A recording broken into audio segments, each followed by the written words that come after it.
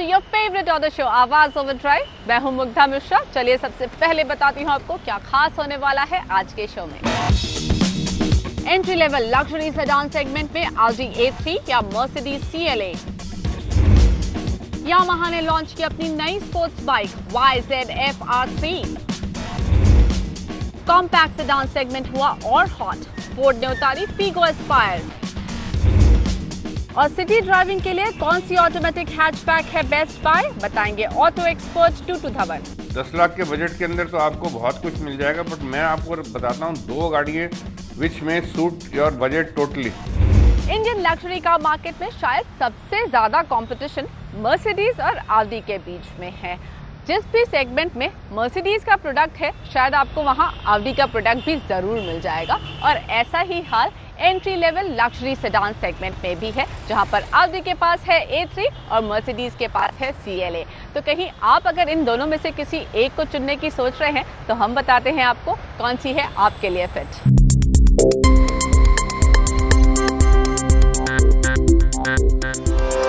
India में luxury car market बहुत तेजी से बढ़ रहा है एंड बड़ा रीजन है एंट्री लेवल लग्जरी सेडान, जिसमें फ्रंट रनर्स हैं Mercedes CLA and Audi A3। तो इन दोनों में क्या क्या खास है, आइए पता करते हैं।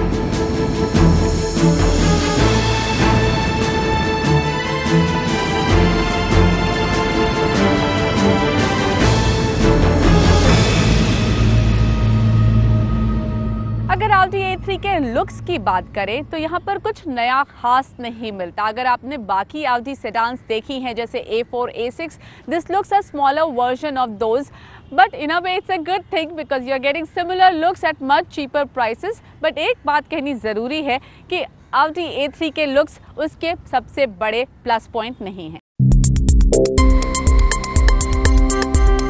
Mercedes CLA भले ही एंट्री लेवल सेडान है, लेकिन इसके लुक्स इसको कहीं ज़्यादा स्पोर्टी और अट्रैक्टिव बनाते हैं। It has very aggressive headlamps और इसका फ्रंट बम्पर ऑलमोस्ट एक कोनिकल शेप का है, जो सारा एम्फेसिस देता है इस बिग बोल्ड लोगो पर। और ये लोगो सिर्फ एक बात कहता है, I am a Mercedes, you better look at me.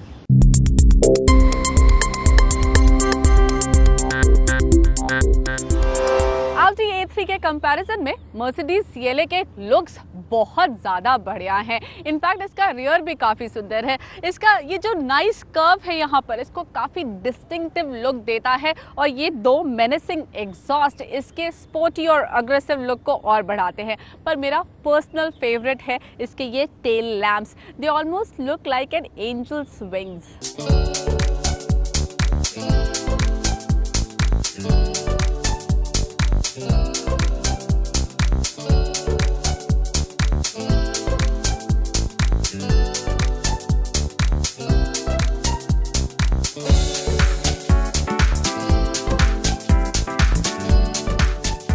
Let's talk about the interiors of Audi A3 और काफ़ी खूबसूरत इंटीरियर्स हैं। सिंगल टोन है, ब्लैक कलर में आपको इंटीरियर्स मिल रहे हैं। लेदर अपहोल्स्ट्री मिल रही है which gives it all a very nice aggressive look even from inside। लेकिन साथ ही अगर यहाँ आप डिस्प्ले पैनल देखें, बहुत खूबसूरत है। आपकी कार के बारे में सारी इन्फॉर्मेशन यहाँ पर आपको मिल जाएगी। साथ ही ये LED पैनल जो कि जब आप कार ऑन करते हैं तब बाहर आता है, तो दैट लुक्स क्वाइट नाइस। मुझे ये वेंट्स काफ़ी पसंद है। काफ़ी सिंपल है, राउंड वेंट्स हैं, air vent, but they look quite neat and elegant. Overall आप कहें तो Audi A3 के लुक्स सिंपल जरूर हैं, लेकिन they work and they look very elegant.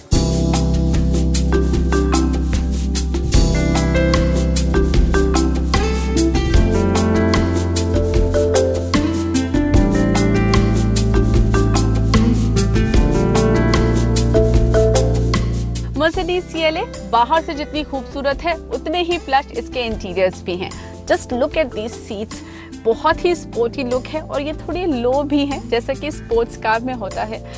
Car में डुअल टोन इंटीरियर्स हैं जो कि अपने आप में कार की खूबसूरती को थोड़ा बढ़ाते हैं और ब्लिंग यानी कि सिल्वर का इस्तेमाल भी बहुत एलिगेंटली किया गया है। मुझे बहुत पसंद आए, इसके एयर वेंट्स बहुत खूबसूरत हैं। डिस्प्ले सामने का it's all right, nothing to impress, but what does impress is this LED screen. उतनी ड्रामेटिक एंट्री नहीं होती इसकी जैसे कि Q3 में होती है, लेकिन डिस्प्ले क्वालिटी बहुत बढ़िया है। और एक और चीज़ जो बहुत बढ़िया है वो है इसका म्यूजिक सिस्टम। बहुत बढ़िया क्वालिटी का म्यूजिक सिस्टम इस कार में लगा हुआ है जो ऑब्वियसली आपके ड्राइविंग एक्सपीरियंस को थोड़ा और बढ़ाता है।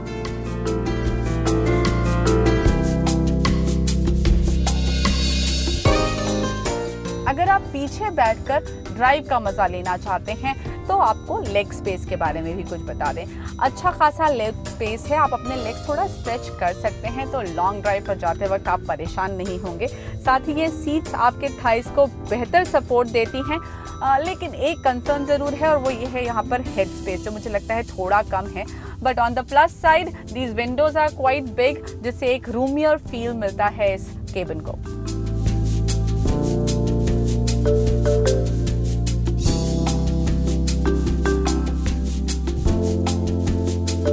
रियर सीट में कंफर्ट की बात करते हैं तो लेग रूम काफी बढ़िया है, आप इजीली अपने पैर स्ट्रेच कर सकते हैं। लेकिन जो बढ़िया नहीं है वो है थाई सपोर्ट। ये सीट थोड़ी लो है तो थाई सपोर्ट थोड़ा कम मिलता है, बट बैक सपोर्ट बहुत बढ़िया है।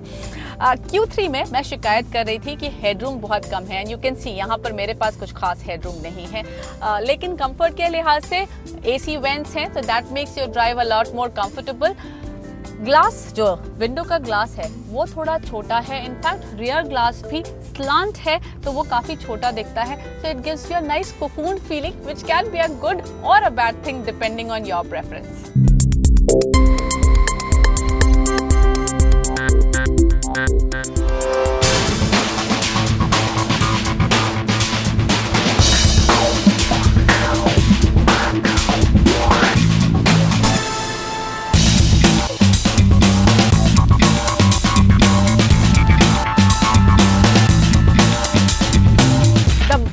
Plus point of Audi A3 is its drive।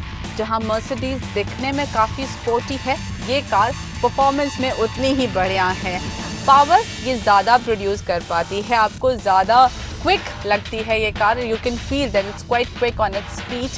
साथ ही ये जो स्टीयरिंग व्हील है ये लाइट है और बहुत बढ़िया रिस्पॉन्स देता है आपके इंस्ट्रक्शंस को।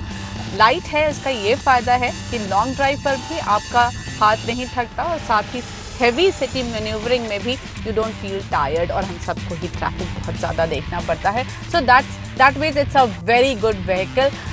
एक और बढ़िया पॉइंट इस कार का ये है कि it gives you better mileage than Mercedes does.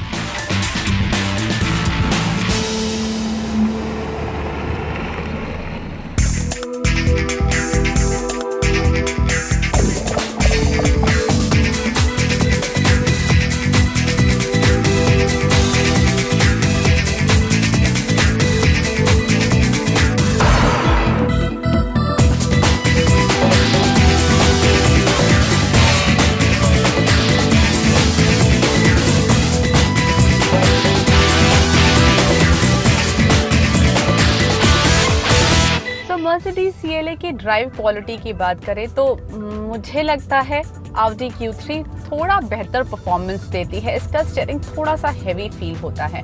और ऑल्सो अगर आप यूजुअल कार्स चलाने की आदी हैं then you may take a little while to get adjusted to this car, क्योंकि इसका जो ये गियर है यहाँ पर लीवर में है जो कि जनरली हम इंडिकेटर्स या फिर वाइपर्स के लिए इस्तेमाल करते हैं।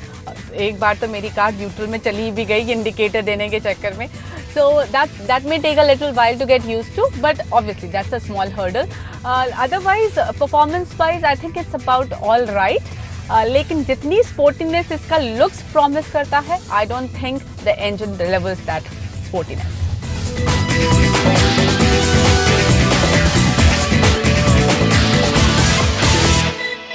मर्सिडीज CLA बहुत ही खूबसूरत कार है। ये एंट्री लेवल लग्जरी सेडान है, लेकिन अपने लुक्स की वजह से ये कहीं ज़्यादा दमदार दिखती है। वहीं परफॉर्मेंस ठीक ठाक है, लेकिन अगर आप Audi A3 की बात करें तो लुक्स ठीक ठाक है, लेकिन परफॉर्मेंस बेहद बढ़िया है। और एक और फैक्टर जो Audi A3 के लिए काम करता है वो ये कि वो मर्सिडीज CLA से काफ़ी सस्ती है।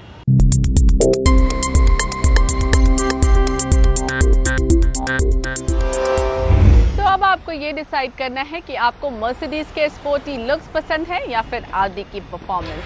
चलिए हम लेंगे यहाँ पर एक छोटा सा ब्रेक, लेकिन आप कहीं मत जाइए, क्योंकि ब्रेक के बाद हम आपको दिखाने वाले हैं यामाहा की नई स्पोर्ट्स बाइक की राइड।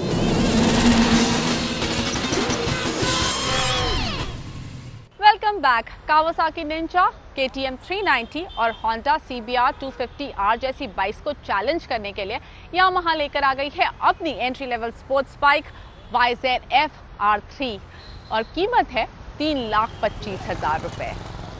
R15 और R1 के बाद R सीरीज की ये तीसरी बाइक है यामाहा की तरफ से, और कितना दमखम रखती है बता रहे हैं कुमार संजय।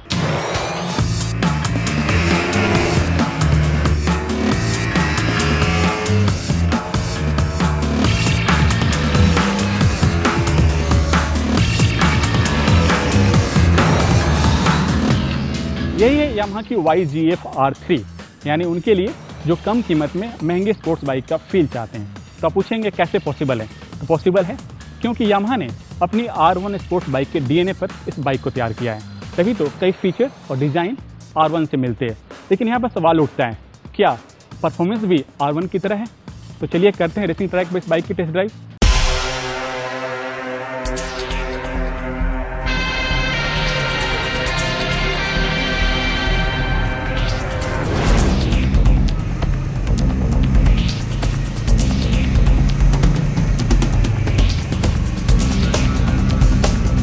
यामाहा के बेड़े में YZF R3 एंट्री लेवल की स्पोर्ट्स बाइक है। इसकी कीमत 3,25,000 रुपए है। यामाहा के बेड़े में R15 और R1 के बाद R सीरीज की ये तीसरी बाइक है। इसे R1 रेसिंग बाइक के DNA पर बनाया गया है। परफॉर्मेंस में ये 300 सीसी सेगमेंट में किसी से कम नहीं है। दमदार परफॉर्मेंस के लिए इसमें 321 सीसी का ट्विन सिलेंडर इंजन है, जो 42 PS पावर जनरेट करता है। R3 में 6 स्पीड गियर ट्रांसमिशन दिया गया है।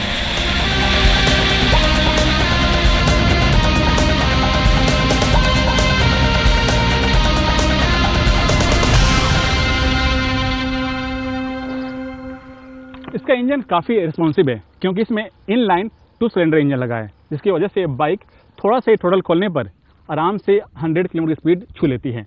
और दूसरी बात, सिर्फ रफ्तार ही नहीं, पावर की डिलीवरी भी काफ़ी स्मूथ है। आपको बार बार रेसिंग ट्रैक पर एक्सेलरेट या डीसेलरेट करने की जरूरत नहीं पड़ता। और मैं आपको बता दूं, भारत में 300 सीसी सेगमेंट में बनेली आई के बाद ये बाइक दूसरी बाइक है जिसमें इनलाइन 2 सिलेंडर इंजन लगा है।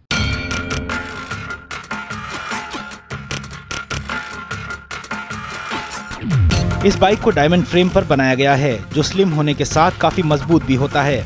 लेकिन रेस ट्रैक के साथ इसे सिटी में भी आराम से चलाया जा सके, इसके लिए इसे लाइट वेट और एरोडायनेमिक बनाया गया है। हाँ, इस बाइक में ABS टेक्नोलॉजी का इस्तेमाल नहीं किया गया है।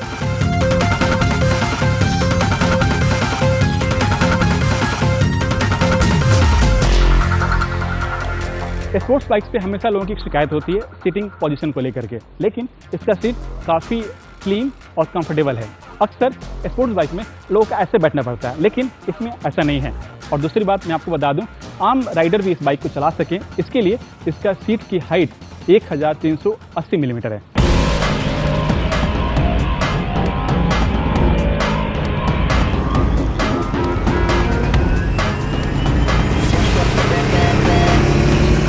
R3 की कीमत कॉम्पिटिटिव हो, इसके लिए कंपनी इसे देश में ही असेंबल कर रही है।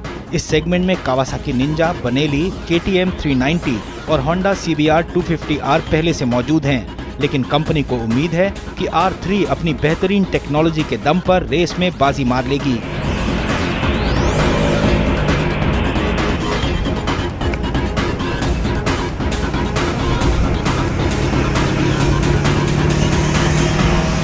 कॉम्पैक्ट सेडान सेगमेंट जितनी तेजी से बढ़ रहा है उतनी ही तेजी से कंपटीशन भी बढ़ रहा है। Maruti Swift Dzire, Honda Amaze जैसी गाड़ियों को टक्कर देने के लिए फोर्ड ने उतार दी है फिगो एस्पायर और साथ ही मर्सिडीज लेकर आ गई है अपनी super luxury car AMG S63। So let's find out what's happening in the auto world this week.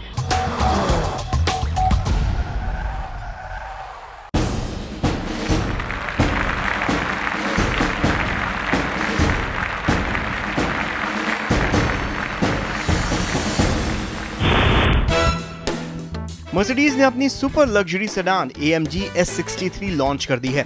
Company का कहना है कि ये उन लोगों के लिए है जो एक फॉर्मूला 1 जैसी रेस कार में हाई एंड लग्जरी चाहते हैं। इसकी कीमत लगभग 2.5 करोड़ रुपए रखी गई है। इस साल मर्सिडीज का ये 10वां लॉन्च है। कुछ दिन पहले कंपनी ने S500 कूपे और AMG S63 कूपे लॉन्च की थी। AMG S63 में 5.5 litre V8 by turbo petrol engine है जो करीब 585 bhp पावर देता है। इसमें 7 स्पीड गियर ट्रांसमिशन है और ये 100 किलोमीटर की स्पीड महज 4.4 सेकंड में पकड़ लेती है। इसकी टॉप स्पीड 250 किलोमीटर की है।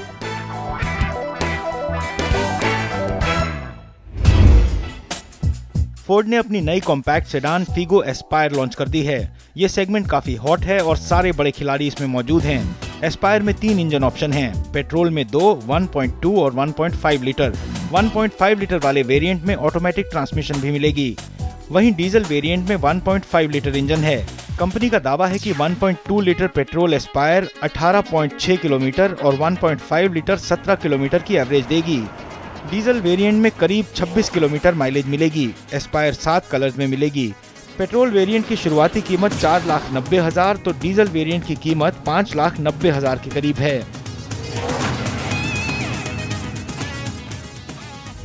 We will take a short break, but you don't go anywhere क्योंकि ब्रेक के बाद मशहूर ऑटो एक्सपर्ट टूटू धवन हमें बताएंगे कि ऑटोमेटिक हैचबैक में कौन सी है बेस्ट बाय। साथ ही देंगे आपके ढेरों सवालों के जवाब जो आप हमें आवाज ओवरड्राइव के ऑफिशियल फेसबुक पेज पर भेजते हैं।